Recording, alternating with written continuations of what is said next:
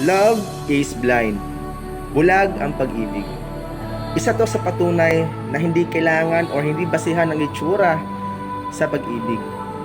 Hindi porket maganda ka ay para ka sa gwapo. Hindi porket pangit ka ay para ka sa pangit. Ang pag-ibig kasi ay bulag.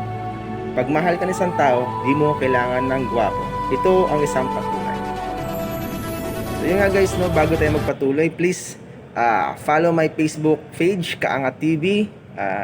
Like and share. Comment the comment section down below. Then, react. Ganon.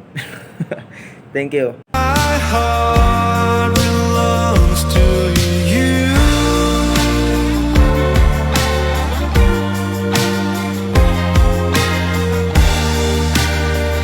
I'll take a piece of you.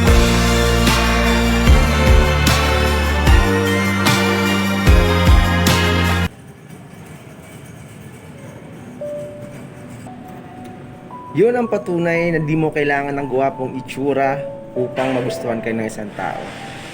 Ang kailangan lang dyan, ipakita mo sa kanya kung gaano ka katotoo, kung gaano kung gaano, ang tawag na ito, kung gaano ka seryoso sa kanya. Na importante kasi doon, hindi yung itsura, kundi yung ugali mo, kung gaano mo siya protektahan, kung gaano mo siya aalagaan, kung gaano mo siya irerespeto bilang isang tao. So yun lang naman guys, good morning. Hopefully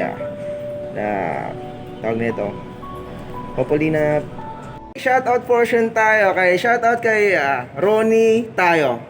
Yan yung profile niya, Ronnie tayo kay Dwight Humphrey Tobes. Shoutout sa iyo tol. Yan yung profile niya. Kay